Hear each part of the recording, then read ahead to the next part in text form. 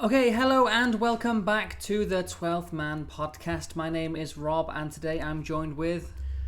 I'm Dave again, and I'm with the man that puts the star in 0-star rating. It's Mr. Rob indeed. 0-star rating? How dare you, how dare you? Hey, it's better than -5 stars, which I thought we were going to get. Can you get that? I don't know, mate. Let's aim for it, mate. Let's try. aim low. Let's try. Let's aim low. Let's aim for the gutters and see where we go. Oh dear. How you doing, man? Not too bad, not too bad. Yeah, I had a day off work today, so... Okay, nice. Worked out well. Yeah, worked out well, so I've made some more videos for my YouTube channel. Okay. So yeah, if you want to check those out, head to Rob Jones on YouTube. Check those out. Excellent. Yes, it's well worth your visit. Sorry, I couldn't have sounded any more unenthusiastic. I know, right? Come on. It's great, guys. It's great. Yeah, no, really good quality, mates. Everyone, all my friends, both of them have been saying top quality. Just the two friends, right? Yeah, that's all I've got, mate, isn't it? That's all you need. I was one of them. Who's the other one? That's me. What's going on? Okay, so yeah, topics. What's on the line today? We're going to talk some international football. Yeah. We just had a round of international games, Nations League. Nations League. I think it was the last round, wasn't it? I do believe so for a while. I think it is the last round. Who knows? A little bit of transfer gossip. It's all good. Apparently, there's been some proposed changes, and it's going to be tested out in one of the leagues, providing it gets the okay from the Almighty above. No, not the Almighty, from those above. Not from God. He's taking time out of his busy schedule to say, yeah, that looks all right. Change those games, yes. Let's not get into religion or politics during this podcast, because I say enough contentious stuff as it is. I'm trying to restrict myself to what I'm saying. So let's get back to these. So where to start then? Should we start with an international roundup? There were some games played, some things happened, goals went in. Unfortunately. Yes. Yeah, so Wales played last night against Holland. It was one of those tough games again that, Wales kind of lost in the last minute yet again. They don't seem to know how to win games or just even draw games, to be honest. I think that at the end of the day, they end up shipping goals in the last couple of minutes of every single game they play right now. It's a last-minute goal again against the same team, against the Netherlands. Yeah. Oh well, so we're nicely stuck at the bottom of the table there, I guess. I mean, Nations League, no one really cares, right? Anyway, so. But you know what? Because we did so well last time round, we were in the B tier, and now moved up to the A tier, and looking at it, we're playing quality opposition, games in, games out against Belgium, Netherlands, Poland. Yeah. But they can say, you play against superior opposition, you only improve yourselves. You do, and that's why I think it's quite nice to see Wales playing those type of games as well, though, isn't it? Yeah, I mean, that's a tough group, mate, because we were in the B tier last year, and we did so well, got promoted to the A tier, and now we're playing against week in, week out, not week in, week out, game in, game out against Belgium, Netherlands, and Poland. It's tough, mate. It's tough. It's very tough, yeah. But they say you only improve by playing teams that are superior to you. You only get better. Well, maybe. That doesn't seem to work for San Marino. Not really, does it? No. Who've only ever played teams that are vastly superior to them. Yeah, you think they'd be world beaters now? They'd be like the Super San Marino or something, winning every game. But no, I believe it's something like, might be 97 games without a win or draw or something. Lost every. Could be more. It could be 100 or something. I'm not entirely sure. We'll have to find out. But it's quite nice to see Wales playing those type of games as well now, though, because I mean they will improve. The players that we do have are on the cusp of Premier League quality or Championship quality, moving into Premier League quality. So playing against those like different, high profile nations are obviously going to make us a lot better. So I think that's good preparation for the World Cup. Although since our qualification, has it been 3 losses on the row? So, I won't call them losses. Oh, actually, yeah, I guess. They're close games. We haven't been spanked in those games. No. We pushed them up until the last few minutes. We probably could have stole a couple of points as well from a couple of games that we had. But I think that could put us in a good place come the World Cup, because you want to be playing the best teams. You want to be improving yourself. Exactly. You want to be testing yourself, man. That's what you need, isn't it? Yeah. You've got to put yourself in. Then you've got to try and get as many points as you can, and you won't. As a nation, you want to be playing those best teams possible as well. Like, you don't want to say like, oh, I won against San Marino. Like, yeah, who cares, right? Well, except for when it comes to the World Cup itself, because I want like three other San Marinos. We'll have Liechtenstein, San Marino, and Luxembourg in our group. That's fantastic. Yeah, you take those. Yeah, we'll look for second or third place in that group. Be all right. No, just jokes, mate. Talking of things not going the way you wanted or way you expected, how about England last night? Oh dear. Oh dear indeed, my friend. Oh dear indeed. Let's try and not say that with so much of a smile on our face. No one cares about England. We want them to lose. Well, that's all 10 of our subscribers have buggered off now. 10? Where they come from? I was optimistic there. I was optimistic, mate. What can I say? Yeah. So Hungary, mate, were the first team to score 4 goals in any away match against England since... Martin Luther King had that speech. Yes, mate, and the year would be 1953, when it was, in fact, the Hungarians themselves. They won 6-3 at Wembley. And in fact, another stat for you here. I'll wait for it. I was trying to make a joke. My mind just went absolutely blank. I was just going to make a random stat about baked beans or something. My mind, I was like, that's crap, Dave. What are you on about? And just like that's unusual jokes. Yeah, I know, mate. I know, but there's different tiers of crapness, and that was just like the bottom feeder tier, you know. Well, we'll leave that in the podcast. Yeah, thanks, mate. Thanks. Don't worry. Yeah, so no, okay, let's go. It was the worst home defeat for the Three Lions since 1928. Wow, that's a long time. Yes, where they lost against Scotland. Yeah, so it's the pressure on for Southgate now. So that's 94 years, I believe. Yeah, worst defeat. I mean, if you look at tactically, the past couple of games have not been great, have they? They're just really lacking in firepower going forward. I mean, look at the strikers that they have in place right now. They're not firing and they're not really doing that well. So I don't know what kind of system he's playing here, but whatever he's doing isn't kind of doing well, and they're not scoring the goals that they need. So they really need someone to come in and start scoring. I don't know whether Rashford was in this squad or not. I don't think he was. And there's a couple of other players. Look at Callum Wilson. Could he end up making the squad next for the World Cup? You never know. I think he's definitely a reliable player who can bang in some goals, but just needs to keep fit, really. So one of your boys, eh? Yeah, he's one of our boys. I mean, he's definitely knocking on the door for an England call-up. I think if he hadn't have had those injuries this season, he's out for like 4 months this season, but as soon as he came back, he ended up scoring 3 goals. So how old is he? I mean, he is getting on a bit now. Yeah. I mean, he's looking around 28 to 30, something like that. So do you reckon this is like the best, the richest form of his life? No. I think he probably has been better earlier in his career, but I think that with more training and more just keeping fit, really, that's all he needs. Just getting a bit of consistency, keeping that injury free. Because he's definitely one of those players that can just bang in the goals. He's a reliable person to score goals. Just give him the opportunity and he's going to put it in the back of the net.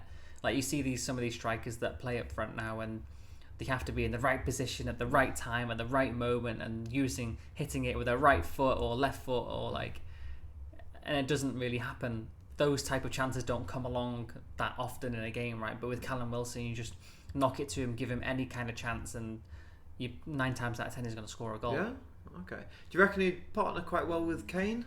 What do you reckon? I think he could. They're kind of similar characters. Right. I think that Kane obviously moves back a little bit when he's not getting the ball in possession, so he's moving back towards the halfway line and trying to play it, to the sides and just sort of move forward with the ball. But I think that Callum Wilson has done that before, but he's kind of more of a poacher. He'll stay up front and fox in the box. Yeah, he doesn't like to move too far into the midfield. But I think that he probably could partner Kane. It would be a nice addition. Because we've seen Kane with Tottenham when it's not been going right for them this season. He's been dropping back and trying to be the creative influence, and then he's not at the top. There's no one up there. No. You see the frustration with him. But then no one scores then, do they? And then it's just a whole whirlwind of. I mean, he doesn't have for Tottenham. He moves back and he doesn't. When the ball, he takes the ball and moves it to the right or left hand side. Yeah. The ball goes in and he's far behind. Right? He's back there. He's nowhere to be seen. Exactly. So I think that if he has a partner. It depends on the formation and what Southgate wants to do, I think. I do believe, because I didn't watch the game, but just reading the reports, I do believe that Southgate was tinkering a bit, and then he was quite defensive in the post-match interview. He was very defensive, wasn't he? Yes, comparing himself to the great Bobby Robson, great Bobby Robson. Yeah, I'm not sure about that one. No. Do you reckon time could be up for Southgate? No, I think he'll have the World Cup for sure. Yeah, I mean, well, it'd be. Who knows in this day and age, mate? These decisions. But I think it would be stupid to change now when we're so close. We're 5 months, 6 months away from the World Cup. Yeah, it would be silly. But I mean, for these Nation League games are just friendly games, aren't they? Really. Glorified friendlies. Yeah, they are. Yeah, they've tried. Because I mean, I love rugby friendlies, because you watch these games, it's fiery, there's so much passion, it's like an absolutely competitive game, it's like a full-on, you think it's like the cup final or something, even if it's a friendly, there is no such thing as friendly. But when you see it with the football, I nearly said soccer then, who have I been hanging around with? You've been in Hong Kong too much. Yeah, but when you see it with football, these international games, they're so la-di-da, so pedestrian. It's kind of boring. I stopped watching some of it. There's no interest in the international games. So this is why they've introduced this format. So there has got that little bit of competitive element about it, which makes it a little bit more interesting. But yeah, it still is somewhat glorified friendly, isn't it? I think that's what Gareth Southgate kind of used these as, though, isn't it? A friendly to the World Cup. He's tinkering with his squad, trying to figure out what's his best 11. So I think that he doesn't know what his best squad is going into a World Cup now. I think if last night was the last game of the Nations League before he goes into the World Cup, imagine that now just gone on, going into the World Cup back off that defeat now. 4-0 spanking, eh? I know. I do believe from the reports that I've read that England did dominate possession, but it was the Hungarians that were clinical, mate, playing their Hungarian Rhapsody over there with 4 of their 5 shots on target back of the net. Who was in goal? Pickford. So I was watching a bit of Alan Partridge. I was like, back of the net. Yeah. Admin stitches. I don't know, mate. Don't know. So yeah. And apparently the fans were booing the players off at the full time at the Molineux I mean, you kind of would, Stadium. wouldn't you? You just lost 4-0. You deserve a booing off. You lose 4-0 at Hungary. Come on. At Wembley. No, at Molineux. Right. I just said that a second ago. Against Hungary. To Hungary, not at Hungary. Yes. Yeah, I mean to lose that. That's much. in France, mate. What are you about? You're getting all the wrong places. Sort your life out. No, sorry, go on, mate. Yeah, I mean to lose that to gain, against Hungary is not an ideal situation. You think that you look at the squads, both squads, you kind of think that England are definitely going to win that, aren't you? And you just look at the amount of quality and youth that are coming forward in the England squad now. You just think that squad depth as well, mate. I know. How does Southgate ruin this squad so much? I could ruin that, mate. Give me the chance. I'll do it. I'll ruin You'll that. You'll just park the bus. The Barcelona way. I won't let them get the bus. If I got to another dimension here, what multiverse are we in? What's going on? Yeah, the Barcelona way. Park the bus. Get all those defenders back on the line. We can't defend for toffee, mate. Yeah. That's why we go the other way. Didn't they just squeak through via a Harry Kane penalty against Hungary in the previous game or two games ago or something? Yeah, not a convincing round from them. All of the games have not been convincing at all. So watch this space, and I mean, it's good for us. Play. We played them on the 29th of November, and they've gone in. Looking forward to that, mate. I'm looking forward to that too. I know they're the better side, but when it's like this sort of that intensity, that rivalry form, everything else goes out the window, mate. Can't wait. When you've got Gareth Bale, I can't wait. I think we'll be the only probably Wales fans here in Hong Kong, surrounded by everyone who's from England. Well, I bumped into a few people, mate. I've seen the odd one or two, but it's very, very rare that you find a Wales fan. Let's find some fan groups or something. So we can all go to the Central Park and do the whole celebration. I really do hope. Well, we just go to some park. There's no big screen there. We just sit down there. We'll sit at Central Park. Listen to it on the wireless. Yeah. But do you know what? Do you think they'll do it on the harbour front? They'll put the whole screen. Could do, because they did that for the Rugby World Cup 2019, and that was awesome, man. That was good. Really I went to good. a few of those games. Yeah. Yeah, that was really decent. Me and Joe, when we went to watch, who did we watch? England-New Zealand game in the semi-final. But we were right at the front, and the speaker was so close to us, and we were there for hours. Joe was trying to talk to me. He's like shouting at each other. Like, no idea, mate. No idea. But it was fantastic. And yeah, England played New Zealand off the park of that game. Never seen anything like it. Yeah. And I thought they were shooing for the final. I realise it's not a rugby podcast, off topic there. But yeah, it went all the tits up for them then. Okay, so let's move on, mate. Do you know what? James sent me a very interesting article. He sent it to you, but I don't believe you had a chance to look at it just before we've come live on air as we were dashing through to the studios. It was about the proposed changes that the Dutch FA, the KNVB, are proposing for the 2023-24 season, which will take place in the second division, providing they get the approval from those above. Not God Almighty, from those in the lofty ivory tower offices of the FIFA and UEFA contingent, whatever. Okay. So yeah, I'm so old school. Rob's all digital. Look at me, I've got my paper and paper and pen. Pen and paper. Does anyone use this anymore? Sorry. Okay. So the first proposed change is going to be throw-ins will change to kick-ins. Okay. That sounds so American, though. It's so Americanized. Kick-ins. A kick-in, yeah. Kick-ins. So, what are you thinking of that? I'm not... For the whole game? Well, for me, this is going to make corners will be redundant. So corners are like a reward. You've got a decent set piece, a decent attacking set piece here. You know, you force a save or force the defender to put it out, whatever, deflection, whatever. You've got a corner chance to knock it in, put it far post, get your big lad, your defenders come up. But now it can be anytime it goes out in the attacking half.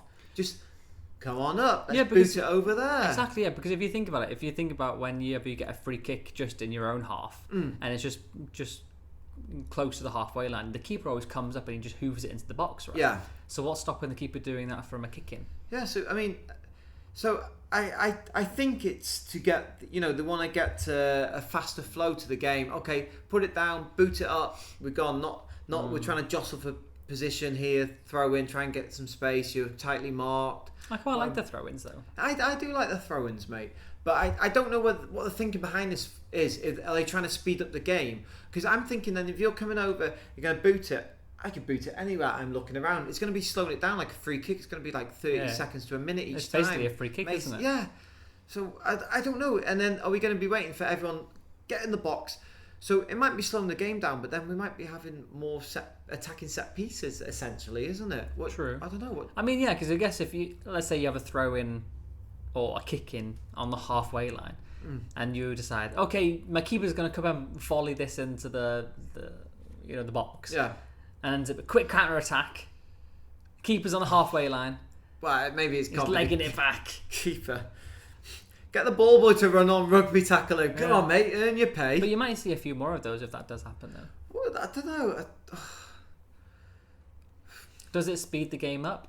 I don't think so. But then say like you needed a goal, you're attacking and they're defending and they just have it, boot it out, goes out in your own third for a throw-in. Instead of taking a quick throw in, the keeper's got to throw it to someone, come back. Whoever's closest, just run down, put it in, oof it back up. Could be, as the game is dying out, it could make it a bit more frantic. Could. So I don't know. But I hate time wasting. I find it so frustrating because if you're the losing team, if things haven't gone your way and the last thing you want is the other players, the other teams fanning around, taking another minute out, 30 seconds, 40 seconds out of the game, and then the ref's like, hurry up, okay. Well, he doesn't even say that, he just waits for ages and then it's like, yellow card, and writing down. I'm thinking, hang on a minute, mate, I hope you're adding this time on this yellow card. They don't, do they? No, they don't. I'm thinking, that's fantastic, thanks, mate. Had to watch my language then, pardon my French. Yeah, I'm thinking, that's great, mate, but you haven't added anything on to the end of that, thanks. Doesn't help us at all. No. So what I was suggesting before is, for the throw-ins, they could have like in rugby where they've got the 6-second rule. That it's like, use it.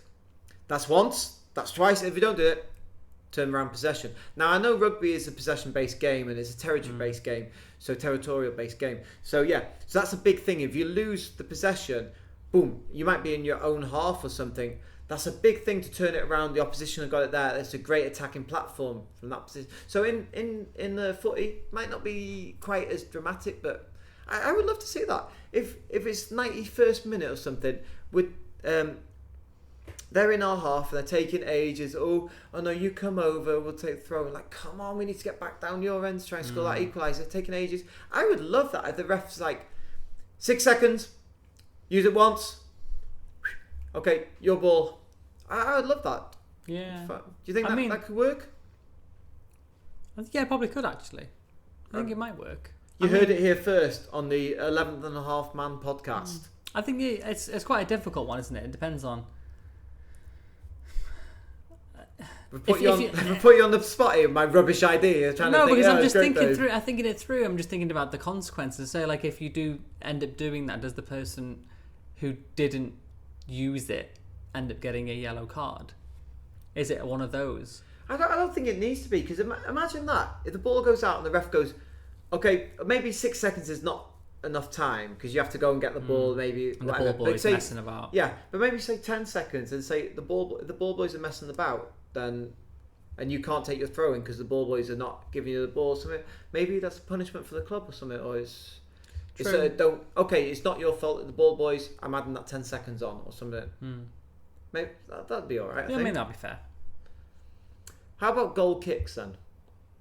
That's really hard to police, isn't it? Because I know that they do have they might not have a time limit. Well, they must have some kind of time limit on kicking the ball through, but I think you were talking about the consequences of not kicking it. The opposition team gets a corner. Yeah, I think that's a very bad idea. Do you think that's bad? Yeah, I'm just thinking about really big competitions. You think about the final game of the Premier League season, and when Man City and Liverpool were going at it, and the one team was down, needed to score, and they end up winning a corner from a foul goal kick, and they end up scoring and winning the Premier League. Oh my God, that'd be an absolute nightmare. But then, okay, just for those at home, the others that are in here with us, under the table, we were just having a chat before we came on air. We were having a chat in Rob's bathroom about, it wasn't a bathroom. No, we were having a chat about this, and I was saying, if they're dilly-dallying over a goal kick, which there's a lot of time wasting over goal kicks, then what can you do? And I was saying, okay, how about use it once, you got 10 seconds or maybe 15 seconds for a goal kick, but then that's quite a bit. That's quite a long time. Yeah, maybe 10 seconds again for a goal kick. Maybe 10 seconds for a goal kick. It's after a few seconds, it's like use it once and then it's use it twice, 10 seconds. If you haven't used it on the second time, I was saying you could give them a corner, because that would be an incentive. God, I'm just going to boot it, because they waste time. They're looking over there, time a shoelace or whatever. Wasting time over here looking, oh no, where am I going to kick it? So you just don't want players to be wasting time. That's your main gripe. I find it just really grates me, man. I find it so frustrating. Like, come on, get on with it. Especially if Barca have been performing badly. Like, we desperately need a goal. Week in, week out. Enough for your cheek, man. No, and they, desperately need a goal, and come on, it's not working out. And the other team's faffing about. I would love to see it just speed it up when they've got the ball, but when we've got the ball, it's all right. No, ref, don't matter. Fine. What about Pickford against Liverpool when he's going down in stages? He's winking at the camera or winking at Klopp or someone, the cheeky bugger. Yeah, I mean that's kind of part of the game as well, though, isn't it? I know, but they have got the 6 second rule for the goalies, but it's not enforced. No, but I think he did get a yellow card for one of those. Yeah, but then it's like a last resort, because it's like, it doesn't really do anything, and then it's a yellow card. And normally it's so late on in the game when the ref's giving the yellow card, and I'm thinking, no, just make him kick it. Don't take time writing it down. Just get on with it. How about then, if the goalie's taking it, this is another one of Dave's madcap ideas here. If the goalie's taking too long, 10 seconds to kick it, or the 6 second rule, 6 seconds are up, use it. They haven't used it. Okay, how about a throw in on the halfway line for the opposition team? They can just run off the side, get a ball, throw in, play on. It's your ball. But then the keeper's probably going to hold it there or just roll it out and say, ball's on the pitch. Could do that, because the ball's already in play, isn't it? It's not in play, but it's on the pitch, right? You'd have to get someone to kick the ball out if that was throwing was going to go on. Because at the end of the day, if he threw the ball on, there's no stopping the keeper just booting the ball up and having two balls in play. Yeah, no. I mean, the keeper's dilly-dallying, still got the ball in his hand at the time, and then if we're saying, okay, use it, you haven't used it, okay, it's your ball, you can have thrown from the halfway line. So then they're going to take the throw in from the halfway line, but the keeper's still got holding the ball. Yeah, holding another ball, the original ball in his hand. I think I just roll it into play or just leave it on the side, and then the ref's going to have to stop, come over. Oh my God, I should have thought about this first. You were distracting me before. I didn't think this through. Yeah, I mean, that would be the case, wouldn't it? Where, especially if you're in a big game and you're winning and you just wanted to waste, because that's the original point of the game, isn't to waste time. So I don't know, I just want to see more footy. And okay, let's go on to the next item, second item, because I want to get some dinner tonight, don't we, mates? Yeah. Free kick. So the free kick now, you don't have to pass it, depending on being indirect or direct, you don't have to pass it or shoot yourself. You can actually just dribble straight from the off on a free kick. So like, imagine you're brought down by the area, you can put it down, you can just run straight off. I don't know. But you have to wait for the ref to stop and make the wall and... apparently, according to my notes, the ref has to come and give you a hug first, and then you're free to go. Because I think I love how you just shut it, Dave. Whatever. I'm just not listening. No. But I'm just thinking if you, when do you decide if you're going to shoot? When do you decide if you're going to dribble? Because if you think about, you do have to set the wall up either way, right? Because even I'm just thinking about how that would be a positive for the attacking team. Because if you go to dribble it, okay, you might fool a few people, but it's still a lot harder. As in a dummy dribble, like pretend you're going to run off with it and then... No, not even a dummy dribble, but pretend you go into like a run up to a free kick and you kick it over the wall and it's in the goal, but instead you end up running and dribbling with the ball and you run around the wall and you end up shooting it. You know what? I might like this one, actually. I might actually like this. So maybe... But that's my main point, though, is does the ref have to stop the game and make the wall, or can you just stop the ball yourself and continue the dribble? Well, that would be the main point, right. I think. I think my understanding, I might be wrong, my understanding is now the ref blows up for the free kick. You can take it early if you want, before a wall's set up. That's your prerogative, and it's up to the ref's discretion whether he says it's okay, plays on, or whether he's like finicky and is like, no, I haven't okayed it. Sometimes I think like the player will say to the ref, okay, and he's like, okay, yeah. But that's very few and far between when that happens, though. But Barca do take a few free kicks like this. As soon as they get up, put it down, someone's made a run, pass it through.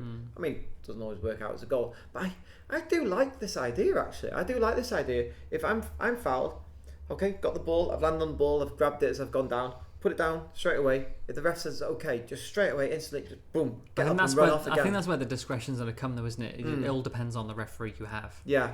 And like, if one game is like, you can do it, one game you can't do it, one game you can't do it, it's just like... It's going to have to be consistent then, isn't it? It's going to have to be consistent, mate. Yeah. That's the only way you probably have. It's going to have to be consistent, mate. I'm just going to keep on saying this line. I've got nothing else. Well, Premier League is not consistent ever. Yeah. So, yeah. I think that goes with all refereeing decisions. You don't mind if a ref lets too much go, or you don't mind if a ref... Well, you do mind if a ref is over finicky and blowing up all the time and got more yellows than, I don't know, this yellow Hallmark. Submarine. Than the what? More cards than Hallmark. Oh, I like that, mate. I like that. You're bringing the funny today. This is a surprise. If you're new here, this is a surprise for me. Rob is bringing the funny. Who am I talking to? Where's the camera? Okay, it's there. Yeah, so, okay. What's the other rules? I just wrote down unlimited. Something's unlimited. Unlimited time. Unlimited time, yeah. Ref, can we finish now? We've been playing for 4 months. No, it's unlimited subs. I do not like this one. You can change the whole team. You can even sub the subs. But then you have a huge bench, though, wouldn't you? Because right now you only have a 24 or 26 man team, right? That gets submitted to the Premier League. So the squad list has to be what, 20? Is it? It'd be limited, wouldn't it? Oh, wait, but it'd have to be a number. How thick are the matchday programs going to be? Like 500 subs listed. But I think you'd have to have a certain amount, wouldn't you? Like, if let's say you have 7 players on the bench, sub all 7 players in. Mate, you know the similarities here. I mean, the American sports do this, and they have like the rolling subs and whatever. But you remember like when you've been watching international games, the international friendlies, and like the whole team changes at like half time or maybe 50 minutes and 60 minutes in, and you're like, who's who? Who's here? And like so many people have changed. There's no shape to the game. There's no fluidity. There's nothing. No, it's terrible. I think that'll be very good in terms of coaching tactics, though. In terms of, can you change the whole squad and still be able to coach this team very Still well? remember who you brought on, which Yeah. players. It's a memory test for the coach. Have you been on, mate? Yeah, go on. You've already come off. All right. Go on, When you get say on. there's unlimited subs, does that mean a player that's gone off can also come back on? I don't think that. I think once you're off, you're off. Maybe, I don't know.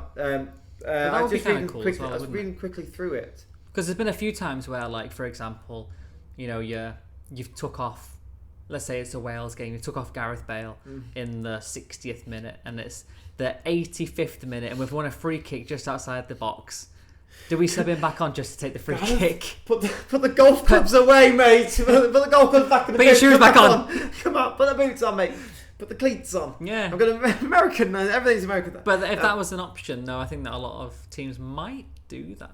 What, you know, the new concussion law, which I like approve that of. one. I do like I that. do like that. Does that with the concussion law, if a player's already been subbed off, can he come back on then? No. Because in rugby they do that. No. So, is this the rugby podcast today? Well, It's the 16th man today. Yeah, you're the I one should have bringing... brought my rugby shirt. Yeah, you wear your rugby shirt, take that shirt off. take this one off. Should have brought my rugby shirt. Well, look what I've got on underneath. Because in rugger, when got a concussion, you can, a player that's already been subbed off, he can come back on. How for can you that. come back on if Or you don't a recover from a concussion in 30 minutes? No. If he's been subbed off and it's a concussion substitution for someone else who's coming off with a concussion. So a player's already come off, he's left the pitch. The concussion player? No, the player's already left the pitch. He's been subbed off. A player's been left. Oh, I see. Subbed off. And then the player on the pitch has received a concussion or needs to be tested, so you can have a substitution. And then that player that's already been subbed off, he can come back on to replace the player that has the concussion or is going for HIA, the HAI, head assessment. Okay. But then if you had a big enough squad... HIA, head injury assessment, sorry, go on. Yeah, but if you had a big enough squad, you wouldn't need to do that. But I mean, I think with rugby, you know, you use up the whole team, the whole squad. You know, you get your I don't know anything about rugby. Okay. I don't know. Okay, so it might be for blood replacements they do that. I'm not sure, but yeah. Anyway, so I don't like that. I do like with the COVID, the pandemic, how we introduced 5 subs. 5 subs, yeah. I do like that because with only having 3 subs, maybe your youth team or your hot prospect that's coming up through the ranks doesn't get the chance to make the team because you can't afford to, mate. It's a big game. You can't afford. Okay, I've only got 3 subs. I need players that are going to make a big impact. I can't afford to bed you in here to give you a little bit of game time. Yeah.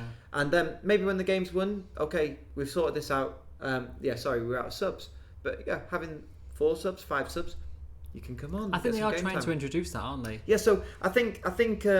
Into next season at least. I think in La Liga this year they've still kept with the 5 subs. I was surprised. I thought that Premier League was still doing the 5 subs, but apparently they went back to 3 subs this year. They went back to 3, but I don't know whether they were still bringing back or introducing again the 5 subs. But for me, I was thinking at times, because I don't know where I sit on this, because part of me thinks, yeah, that's great. So the young guys that are coming through, the hot prospects, they can get a little bit of game time. They can get into the game. That's great. But then also, you're thinking, with only the 3 subs, so the majority of the players are going to be out there for the full 90 minutes plus the time added on, stoppage time.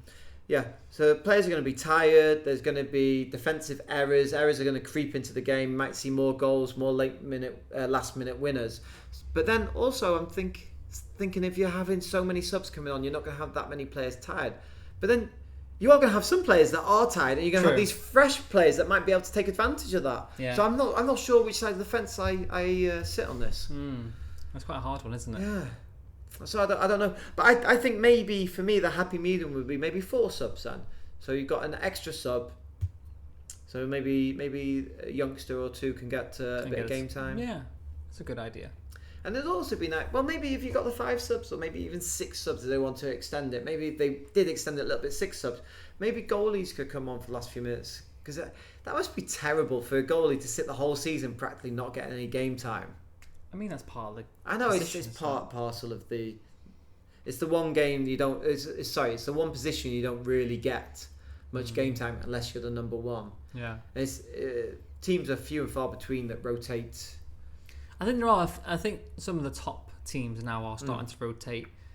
Like cup games. Yeah, and especially things, like cup games and early Champions League games or early, other games.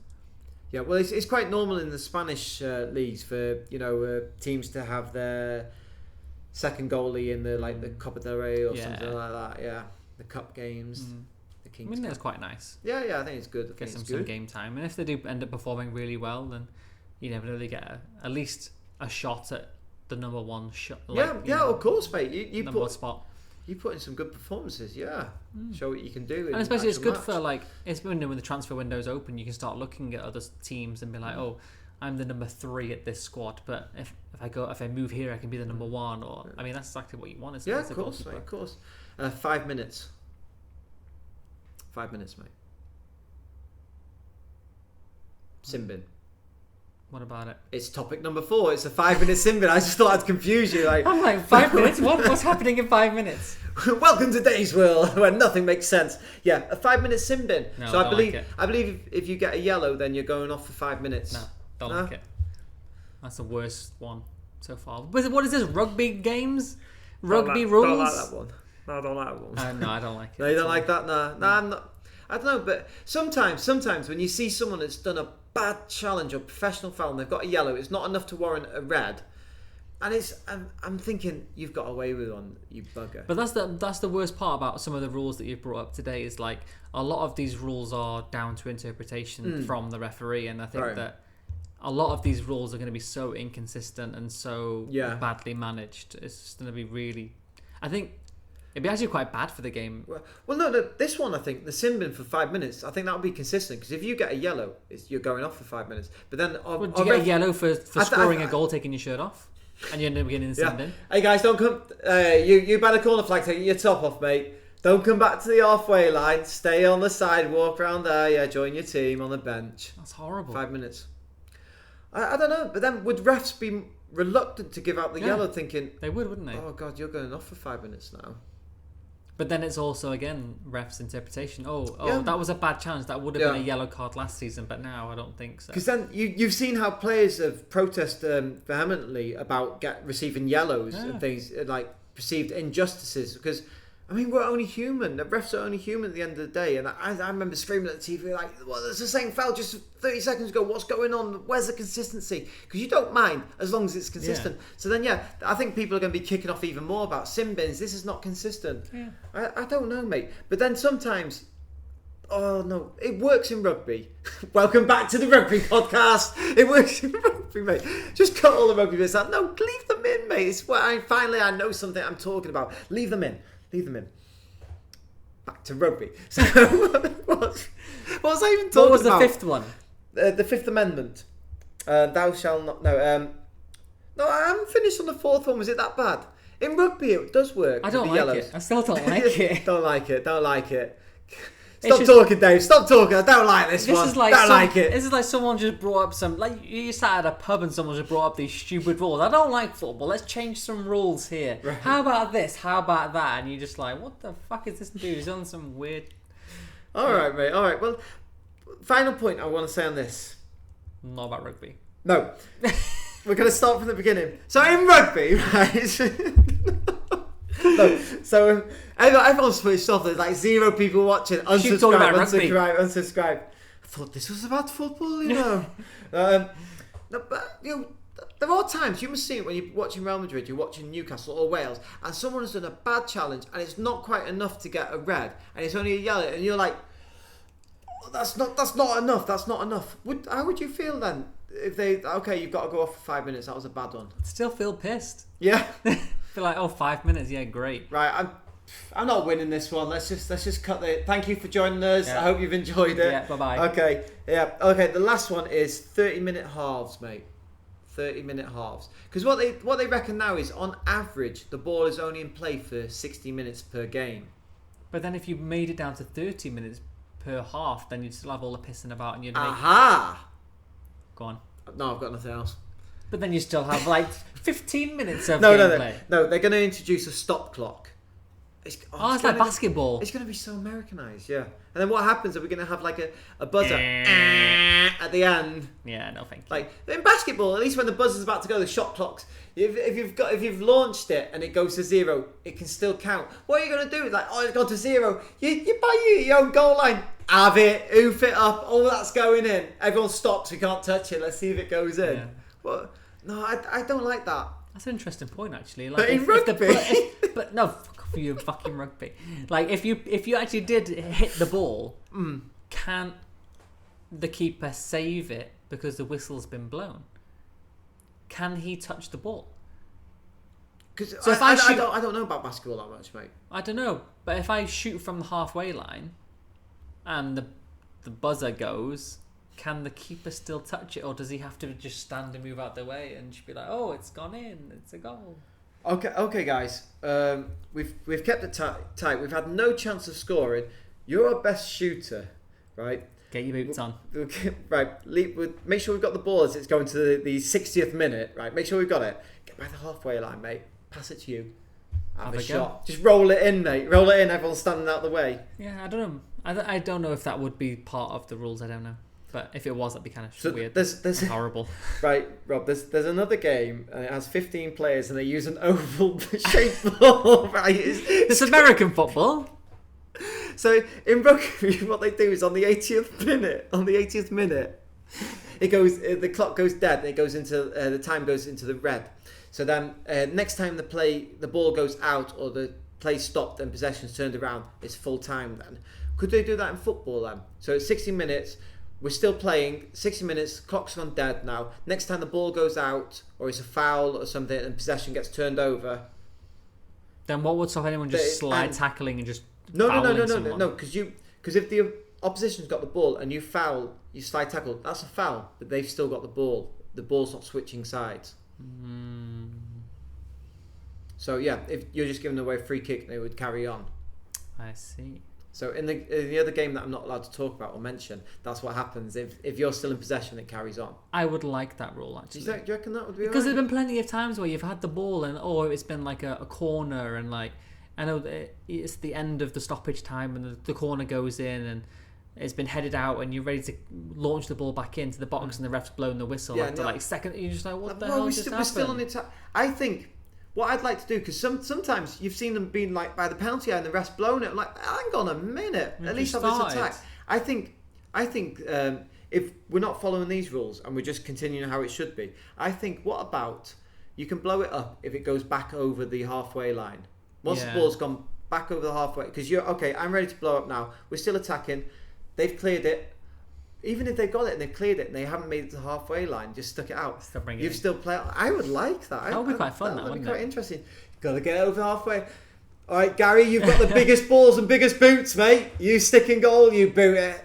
Yeah, I keep on referring to the John Smith advert with Peter Kay back in the day. You remember that one? They play. Mate, this is like maybe late 90s or early 2000s. It's John Smith Bitter advert, and they're on it's like a rough football pitch, just a very local grassroots pitch.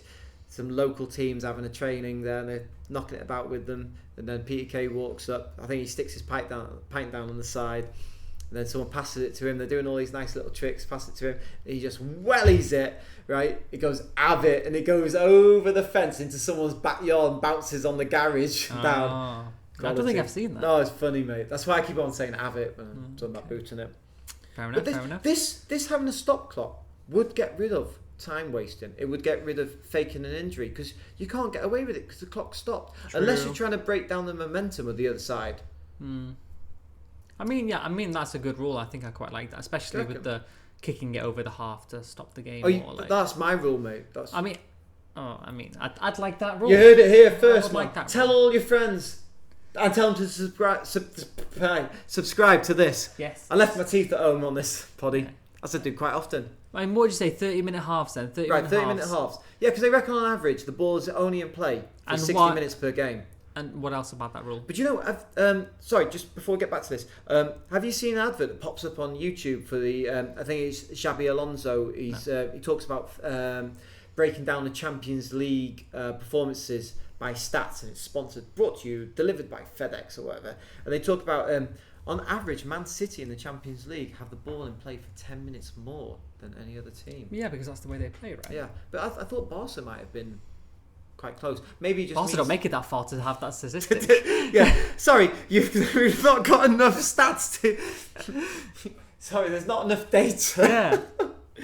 Oh, you cheeky ball steward, mate. All right, yeah. I think when James was talking to me and going through this, I think you joined us then, and I didn't get to look at any more of that. Yeah, but I think there's some of those rules that I like, but I think a lot of those rules are very much up to interpretation by the referee, and I think that's what we tried to get away from. Well, the article, it was a Dutch article, and it was saying this is going to destroy your beautiful game. Yeah, and it will. Do you know what? Yeah, I think a few of those are, but do you know what? Why not run it as an experiment? Because I mean, they do this in some of the youth leagues, don't they? I mean, you definitely trial it. Trial it and see what works. But what are we saying then? So we've got the throw-ins, the free kicks. We've got the 2, the free kick you can now dribble. We've got 3, unlimited substitutes. 4, 5-minute sin bin. 5, 30-minute halves. Okay, give me yay or okay. First, throw-ins to kick-ins. No. Okay, 2. Put more heart into it, man. Oh, sorry. Come on, give me. I'll do it. All right, you ready? Okay, ready. Go on, start again. Start again. I'll do it. Mr. Jones, Yes. Are you ready? Yes, I'm ready. Oh, I like that enthusiasm, my man. Ready. Here. Ready. The first one's throw-ins are changing to kick-ins. No, I don't like that one. Okay, second one, free kick. You can now dribble straight from the off. I do like that one, yes. Ding! Ding! That's the microwave's ready, mate. Oh. Get the popcorn out. 3, unlimited substitutions. I do like that one. I'm going to keep that one. Ding, ding. Really? I Unlimited? do like that one. Right, this is the end, mate. We're parting ways here. I'm done with this podcast. It's shite, man. No, I'm happy with unlimited substitutions. I think it's going. I think 5. Keep with 5. Too much for me. No. Okay, that's the future of the game. Actually, unlimited subs. Right, Watch okay. it. Just let the fans come on. Watch it. You haven't played yet. Come on in. Sorry, number 4 then. 5-minute sin bin. Yeah, Big for me as well. That's a big for me. No I way. think. Yeah, I think for me. Although let's try it and see how it goes. No, let's not try it. This one. Although let's try it and see how it goes. 5, 30-minute halves with a stop clock. Ooh. I don't know what sound effect we're going for there. I'd be quite interested to see how that goes. But I love football and I want to watch football for 90 minutes. I don't want to watch for an hour. Do you know what I have enjoyed in the La Liga this year is the refs are being more consistent with time added on. Because you've seen that when a goal's been scored in like 92nd minute or someone's got injured and it gone down, it's been like a minute and a half or something, and you're thinking, the ref said at least 4 minutes added on. And then it's like 4 minutes and 5 seconds after and blown up. I'm like, whoa, what happened to that 90 seconds of that injury? Come on, guys. But this year, they have been fantastic. And the refs have been turned to side and been signalling it so the fans in the stadium, us at home on TVs, we're not on TVs, us at home watching on TV, we know what's going on. I love that. That's quite nice, that. One of the Barca games, we were playing, was it Mallorca or someone? And we were struggling. It was 2-1. And we were up against it, and it's like, oh my god, we're not going to see this game through. And we were time wasting, something that we don't do that often. We were time wasting, and do you know what? The ref was adding it on. It should have been like 6 minutes, and he was adding it on, and he kept on adding another 2 minutes. And it went to 11 minutes. Oh wow! And do you know what? I was nervous as hell here, mate. But a big part of me said, "You're spot on there, mate. We've been doing our shithousery, time wasting here." Absolutely spot on, and I applaud him for that. Yeah. I thought that was brilliant. It was 11 minutes. I was hoping I'm never going to get to bed. This is like 1:30 in the morning. I've got work. Come on, what you doing, man? Yeah. So a lot of those, I think, some good, some bad. Yeah. Well, I hope. I don't know. Because some of them are really bad, mate. I don't know. Some of those are really bad, and I think that we don't have the quality level of referees to be able to implement those rules. I remember this is going to be in the Eredivisie? Oh yeah, in the Netherlands. The Netherlands second division. Oh, so fair enough. Yeah. It's definitely worth a try. Yeah, worth a try, I reckon. Get some results We'll give it worth a try. Let's move on. I read an interesting theory online that Liverpool do indeed subscribe to the theory of evolution. I thought you were going to say they subscribe to our podcast. All right. Yeah, they quickly unsubscribed when they realised just how bad it was. No, they just made a mistake. Yeah, I meant to subscribe to something different. Yeah, so they are subscribing to Darwin's theory of evolution, and they're getting themselves a Nunez. I like so I do that, believe. like that. Did you like that? I did mate? like yeah, that. thank you. I've been working on that for 10 weeks now. I can tell. Yeah, so I believe it's about 70 million, 75 million plus going up with add-ons and variables. I thought it was 80 plus 20. Could be, mate. Depends, Yeah. because a few different sources I've been looking at. I think one of them was as low as quoting 65. I mean, I guess it's just all speculation. Nobody really knows the exact numbers. And I mean, do we really ever know the finance and outs? That's why Bartomeu and the Barca board have got away with fudging so many numbers over the years, because nobody really does Criminals. know. Yes. What do you think about Darwin Núñez then? Do you think he's going to do well? Oh, I like him, mate. He looked dangerous against us in the Champions League last year, and in fact, he did he get a hat trick against us, or his brace was it when they beat us 3-0 at the Camp Nou, or was it away? I think they held us to a goalless draw at the Camp Nou, and they smashed us 3-0 away, and they took our route through to the next round. They took our qualifying berth. They took it away from us. Yes. So he's a good player then. Oh, mate, he looks like he's got everything, mate. You know, he's a tall lad. He's from the mean streets of Uruguay. They are a different breed, man. They're feisty, man. They're feisty. They are. And, Suarez said, I think it might have been 2017 or it was a few years back, when maybe not that far back, but he had said a few years back, he said to the Barca board, this kid, he's the next big thing coming through. Sign him up when he was at Almeria. They said, sign him up. And the Barca board at the time, what do you expect from Bartomeu's board? They said, no, he's too young. He's not going to make it. We don't know if he can do well. And it had been a fraction. It had been, you're talking nothing, like 10 million sort of thing for this sort of kid. Now, mate, at least a quarter of what he's going to potentially cost right now. Yeah. Watching him, mate, this kid looks like he can do it all. He's strong, good in the air, he's fast, he's skillful, great finisher.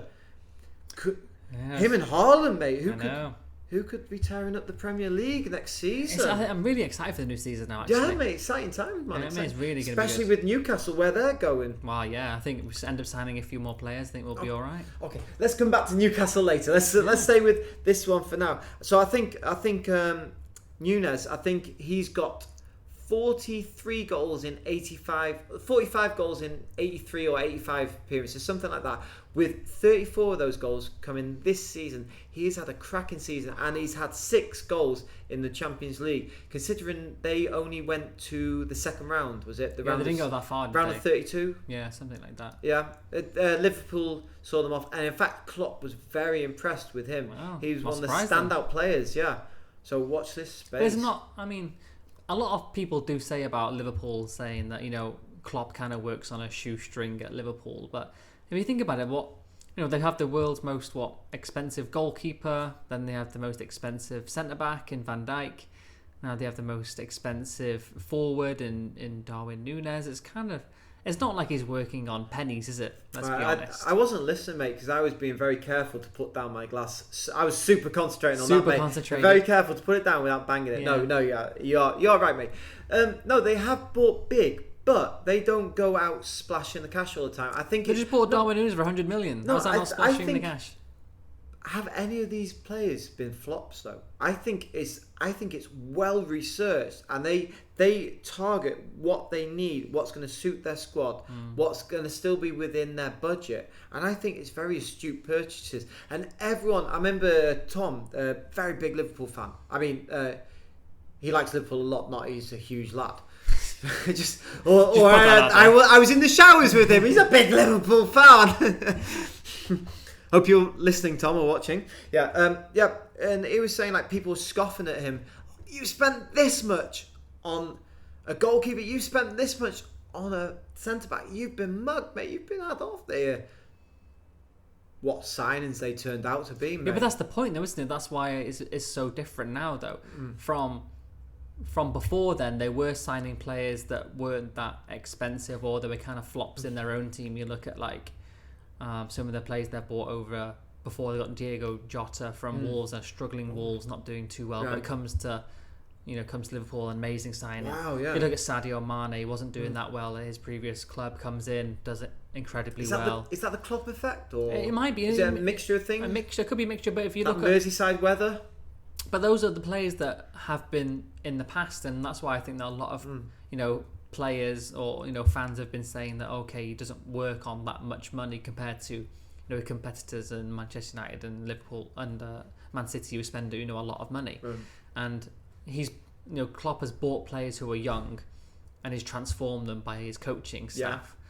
But I heard that Liverpool do now have a new either technical director or a sporting director in, and Darwin Núñez is the first purchase. Right. Now, if I was replacing a dude who just did what wonders by buying players like Jota and Sadio Mane and Mohamed Salah fantastic acquisitions. Yeah, exactly, and fantastic acquisitions, but on not a lot of money. You think of Liverpool, you don't think they spend a lot of money. Yeah. Now you're the new man in this new job and this new role of getting all these transfers, and then your first purchase is going to be £100 million Darwin Núñez. That is coming to the boardroom and putting your testes right on the table, isn't it? Getting them out on the table there. But that's my point. I'm just thinking, if that was me, that's not my first choice signing that I would be making as a new sporting or technical director, whatever his name is there at the club. I don't know, mate. It could be one of two ways. You could stick with the program, or how they've been going along with these fantastic acquisitions for reasonable prices, and they've turned into absolute gems. Or you want to make a statement. We've got this hottest property. Boom, we're here. We're the big boys. You could, but if he flops next season, oh my god, I fear for his job though. I don't think he's going to flop. He's got that Uruguayan fire about him, mate. I don't know. How old is he now? 22? 22, yeah. 22. I like the kid. I like him. Do you think he'll take a season to bed in, or do you think he'll hit the ground running? But this is the thing. This is the beauty about Liverpool. So say the next season, just for the sake of argument, so we can just get on with this. We say it's the current squad that they got now with next season. So all those players are interchangeable. They've got so many options. Yeah. Everyone can slot in. You've got now this lad is just aerial threat. He's a physical lad. He can run with it. He's pacey. I think he offers them a number 9 that they haven't quite had before. Since Torres, probably. Maybe, yeah. Well, maybe since Suarez. Or Suarez, yeah. Possibly better. I think he's 6'2", good in the air. Big lad. Yeah, big lad, mate. Diego Jota, mate. He's incredible. He's good in the air, but he only looks tiny. He does look tiny. He looks about 3 foot. Leprechaun. Not that I'm a big lad. He doesn't look. He looks like my size, or maybe a bit bigger than me. But fantastic in the air, mate. Great finisher. Yeah, and leaps up. He's like a salmon. Yeah. Slippery when like wet. I don't know, mate. Yeah. I don't know. But yeah, if you look at their front lineup, I don't know how they're gonna fit them all in now. I think that either Origi, is he left? He's left already. Some of them are going to have to leave now. Like if you look at Firmino, Salah, Mane, Jota, Luis Diaz. We left him out, mate. He just slotted in seamlessly. No embedding time or anything. Just boom. Yeah. Then Darwin Núñez. There's six forward players. I probably missed a few out there still as well. You've got to be thinking that Mane's on his way. And talking of which, about an hour before we came on, I read a report that he has a verbal agreement with Bayern. Yeah. You wish. I wish, mate. I wish I would take that. A verbal agreement for his personal terms or the actual contract with the clubs? I think it's probably personal terms. I would think. I only read the headline because we were on our way up here. So yeah, thanks for putting me on the spot there, mate. Don't worry. But I think I tell you what. Well, I'll say both answers, and then we go and research it later and just cut out which one's wrong. That's how we roll, mate. No, I'll just leave it in. Okay, thank you. Thank you very much. Maybe I will do the editing duties this week. No, I think it probably will be personal terms. I think that the clubs are still kind of fighting over how much they want to pay. I mean, Bayern are just throwing just ridiculous amounts of transfer fees at Liverpool, and they're just being like, "What are you taking a piss here?" Yeah. Well, I mean, Bayern are backs against the wall now because kind of sounds like they offered 15 million for Mane originally. Right, and now they just. Well, they offered 15. Liverpool rejected. They offered 20. I'm pretty sure Liverpool rejected that, and I don't think I've heard anything else since that. So, because I think I mean, 30 for a 30-year-old. He's out of contract next year. I think that's pretty decent. I think that's all right in this day and age. He's a proven player, you know. Yeah. I mean, it's always a gamble, like we say. It's always a gamble when you go to a new club. I think he's tear it up at Bayern. It'll be fine. Yeah, and it's just annoying from a Barca perspective because like Suarez told Gerard Romero via Twitch just recently that he told the Barca board, and it's the amount of times that the Barca board, this player, get him. You know, we had the chance for Haaland 2-3 seasons ago for 20 million. Like, oh no, the deal's going to be with the agent fees. It's going to be like 40 million or something. When I was coming out, I was like, sign him.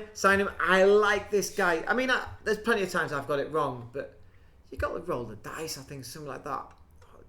And then with Mbappe again, mate. Oh God, don't get me started on this. You just miss so many opportunities. Oh, I know, mate. You end up buying them when they're 30 years old and be like, "Yeah, we finally got him." It's so frustrating. So just carry on with the Barca theme then. Yeah, so Ulis Koundé, interested in joining Barca, and Barca are interested in him, as we have been. I think we've been linked with him for the last season. Decent defender for Sevilla. Yeah, centre back. So I think he's probably rated about 50 million, I do believe. And we're looking at offloading Trincao or Dest. So Trincao will be saying Toro to the Midlands, West Midlands there. He's done his stint in the Black Country. And he will be coming back to join the Barca setup on the 30th of June.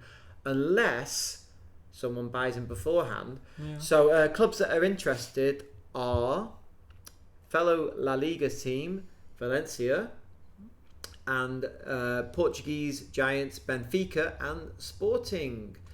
So, however, if the valuation isn't met, I think Barcelona slapped around an 18 million price tag.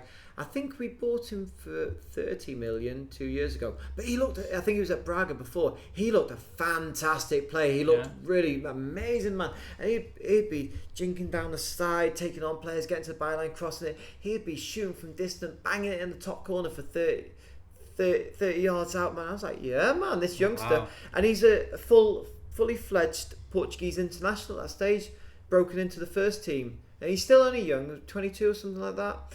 But yeah, he's shown in glimpses what he can do for Wolves. But it looks like he's got a purchase option of 30 million. It looks like Wolves are not going to activate that.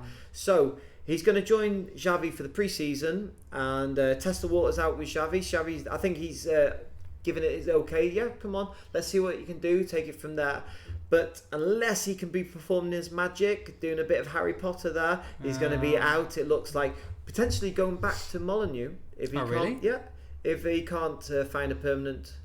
Do you think that Wolves? Wolves Wolves. It's been rumoured. It's rumoured that Wolves would go back in for him because Wolves have got that Portuguese link, haven't they over there? Of course. So I think they could be going back in for him. So we'll see. But yeah, he might be used as a make weight in the deal. Koundé deal. Yeah, the Koundé deal. Enough. So yeah, Rafinha. What do you think of Rafinha, mate? I really do like Rafinha at Leeds. Yeah, he's a good player.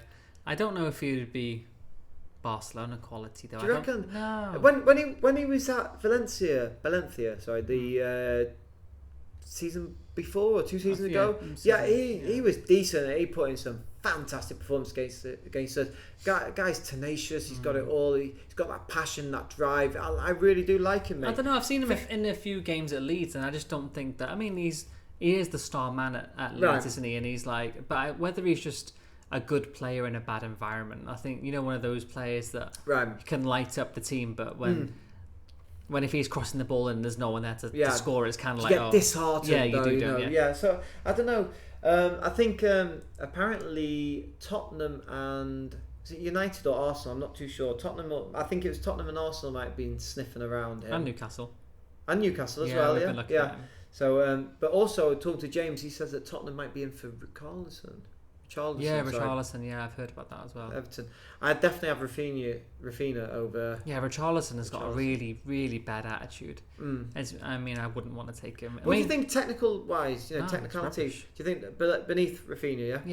Yeah, definitely. Yeah. But he's got he thinks he has this Maradona quality of play, but he has this really, really bad attitude. I think that as well, though. But you still hang around me, don't? You slagged me off behind me on the podcast, on the comments. I've seen that. I know that's you, mate.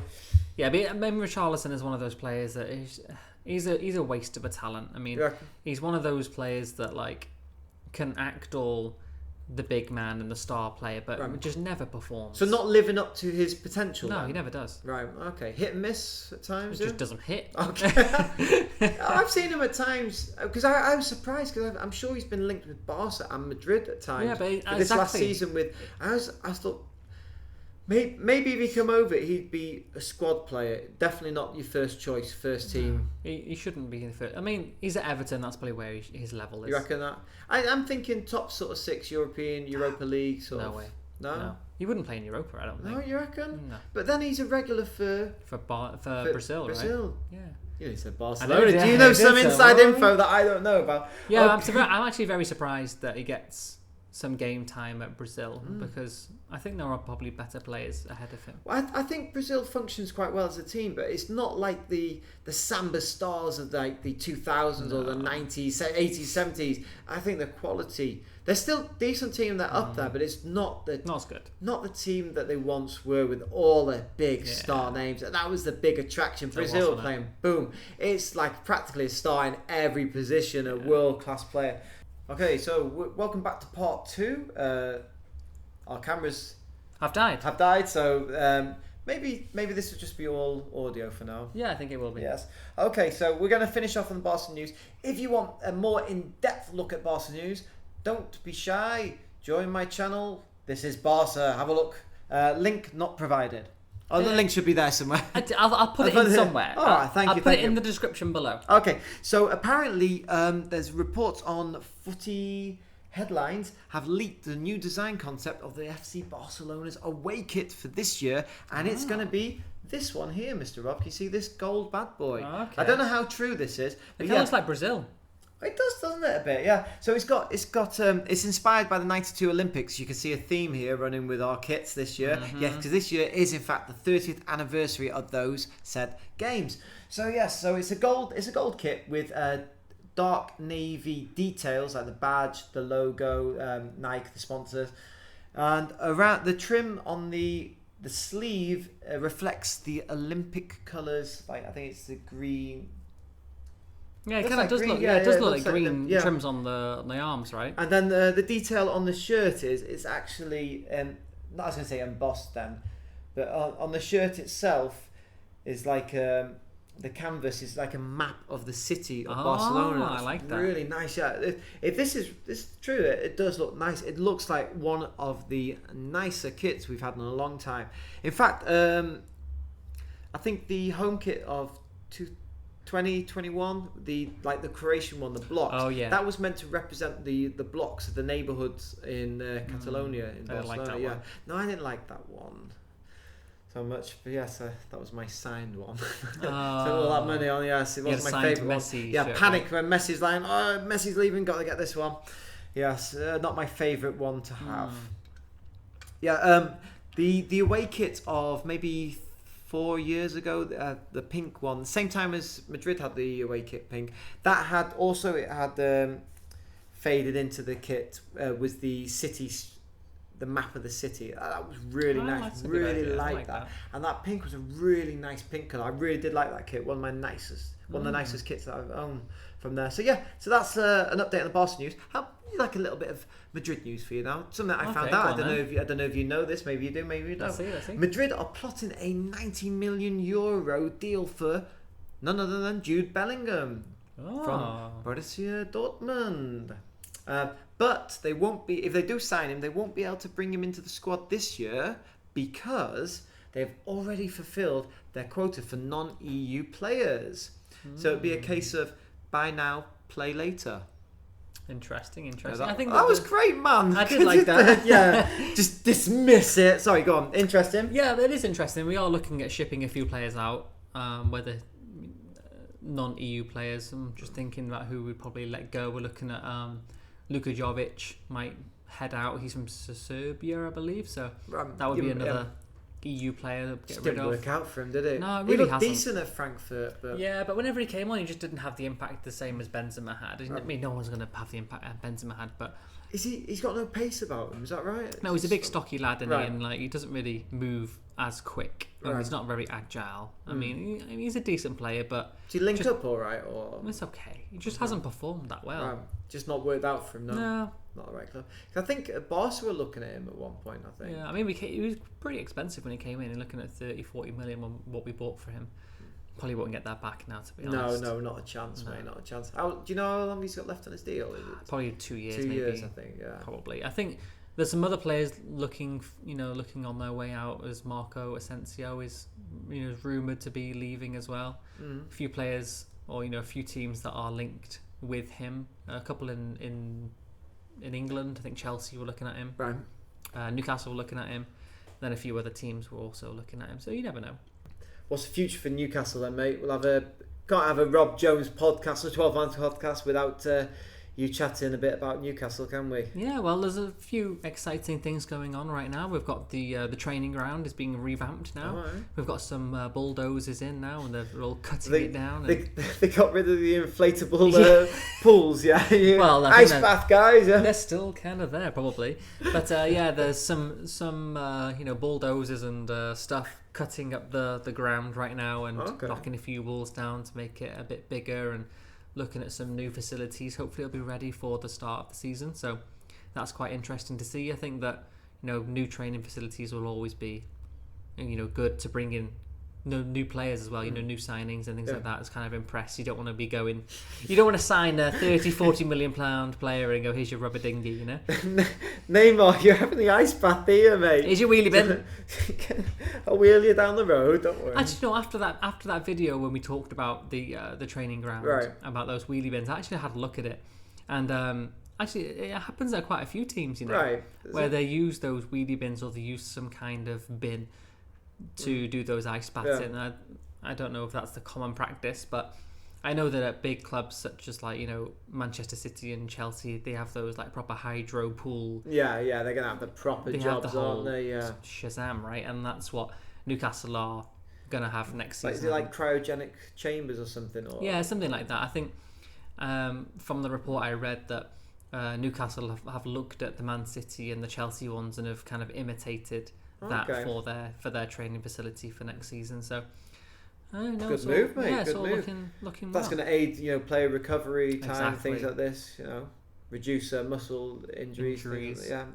Yeah. So hopefully muscle injuries for Callum Wilson. He's been out for 4 months. So anything we can obviously do, he wasn't fitting in the wheelie bins properly, was he? Anything you can do to help the players.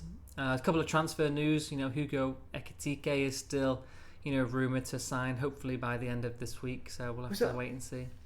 We're not talking about. I thought you got a deal done, or is the deal? No. Yeah, the deal was about to be done. I think the fee has been agreed with the French club, but just waiting. That's with Lyon, yeah. No, this is with Reims. That's how you say it, Reims. Yeah. So the deal's been agreed with them. We're just looking at agent fees. I think that's probably the main sticking points now, and just getting as in it contact is. with them. It's a big factor these days, isn't it? Always is, isn't it? But I think the player definitely wants to come now. I think that last week we were looking at some reports saying that was he going to come? Is he waiting for other teams to come in for him? So I don't know. I think that I think he's probably ready to come in now. The other one was that Sven Botman, the defender. I think he's kind of the one messing around now, I think. With was he the one from Lyon? Or No. Who's the guy from Lyon? Oh, Paqueta. Oh, okay. Yeah, that's kind of like a shot in the dark, I think, that one. I think he's just friends with Bruno. And but hey, you never know. You never know. I mean, a fee for him, it's going to be really expensive. You're looking at 60 million for Paqueta, I think. But Spurs were rumoured interested in him as well. But I think that if Newcastle did come in for him, we're definitely going to be the forefront of getting him anyway. But you never know. Yeah, like I said, with Sven Botman, he's the other central defender that we've been looking at. But he's also been linked with Milan. So we'll have to just wait and see. We're kind of playing a tag team of who's going to get him now. So there's a lot of rumours in the Italian media about him wanting to go to Italy and stay there. But a lot of the camp in France, I think that's where he's coming from, are saying that we want to sell him to Newcastle because I think we're offering a higher transfer fee. Yeah. So they want as much money as they possibly can, right? So understandable. Yeah. Highest I bidder. think it's just one of those, but we don't want to get into a bidding war, and I think if it does come to it, I think Newcastle will end up just walking away though. Well, yeah, I think they don't want to be taken for mugs, do they? No. Everyone knows they come with the money bags. Mm. So yeah, I think they are going about it the right way, not being linked with everyone like these super crazy prices. Maybe people are thinking, oh, maybe they're not spending so big, so maybe we can't get all this money after all. Yeah, maybe. Yeah, so that's pretty much it for Newcastle right now. We're just looking at, there's a lot of transfers going around, and we've been linked with everyone, so it's just one of those that you just have to kind of wait and see until you kind of get some kind of concrete, confirmation about either a fee that's been agreed or whatever. So the transfer market it's open worldwide now, isn't it? It is, yeah. It opened last week, I think it was, or June 11th. I think it opened. That was European, yeah. European, yeah. Was it June 1st or 2nd it opened in the UK, or? No, UK was June 11th. June 11th, right? Yeah, but I'm not sure about Europe and the rest of it. Because I think Europe was a little bit later. Is it open yet or not? Maybe, it might be. We should know these sort of things. Yeah. Well, there's just so much to get on with There's during so the day. much, And yeah, but that's pretty much it for Newcastle right now. Yeah, I mean, the training ground facilities, that's exactly what we're waiting on. Waiting for the players to come back for, pre-season. Tomorrow is kind of a big day. Thursday is a big day, June 16th, which is work? work. Yeah. So I've got a big day. But it's the release of the Premier League fixtures. Oh, aye, yes. Yeah, Premier League fixtures. These so I think, secretive. well, that's if the Premier League could, their admin on social medias can kind of control themselves. We all know now that Manchester City are playing Bournemouth on their first game of the season, and it is rumoured that Newcastle are also playing Liverpool on the first Nice game easy of the season. start for you, mate. Good start to the new regime, eh? Yeah, well, it depends actually. It'll be a big caller for whether it's Newcastle at home or away. I think that if we're playing at home, you never know. You never know. We have a good atmosphere. It's swayed a lot of games recently, and with some new players that we end up signing, you never know. Of course, but I mean, Anfield's been a fortress again these recent times. It's going to be a tough one, mate. Do you think the new owners, if you get spanked on the open day by Liverpool, do you think they'd be thinking, oh God, we've made a mistake here? What are we doing over No, our heads? I think when the new owners came in, we got spanked by Cambridge in the FA Cup. So I think that of course, because then.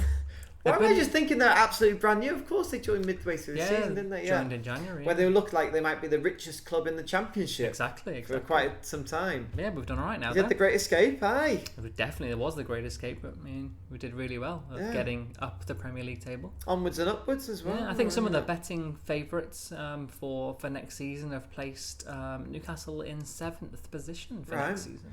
I think, you got to be looking at European spots. I mean, it's all down to your recruitment process. Yeah. Who can you get in and build on it? It's like, you're not going to get the top players straight away. It's each year. It's like with subscribers, you can't just go straight to 1 million subscribers. Yeah. You've got to start with one first and then build up. So it's going to take a time. So it might be a few transfer windows. You're going to get the better players coming in, the bigger names. Yeah, I'm sure it'll come. It'll definitely come. I'm kind of patient with it. I mean, as long as we can see some kind of like progression and moving forward with the club, which we've already seen anyway. So. Yeah, definitely. It's hard not to be happy. So, what about if you get some really nice market? I'm not saying top level signings, but if you get some marquee signings, some decent ones, you still want Eddie Howe there. You're still happy with him. You like him. You're a fan. I do like him. Yeah, I'm pretty much a fan. I think after what he's done since he came in, he deserves a shot. Yeah, he definitely deserves a shot. Does. I agree with you. His tactics and gameplay and man management has been incredible. So I think that. Definitely deserve a shot, but if you look at, we go into the next season with 10 games on the run with losing. I think you've got to look at what's going on. Yeah, we can't be doing another Steve Bruce, No, that's. So it's going to be a difficult one. I mean, it's going to be a challenging season regardless. But I think we have the right man, in charge of the team now, and we have perfect owners. They communicate well with the fans, and nothing to be bad, sad about, so we'll see. Okay, well, fair enough, mate. I'm absolutely starving. How are you? I'm pretty hungry now, Should we wrap this up then? Let's do it, Just before we go, mate, go on, I want to talk to you a bit more about rugby. No, that's it. Bad enough. All right, guys, that is the end of our podcast for this week. Thank you for joining us on the 12th Man podcast. Yeah, and if you liked what you've seen, if you have seen anything, or if you like what you listened to, you could join us on Rob Jones. Or you can join us on This Is Barca, or you can join my brand new rugby podcast with Rob. I will not be there. Nor will I. All right, guys, thank you very much, and we'll see you all again next week. Thank you. See you later. Bye-bye. Thanks, bye-bye.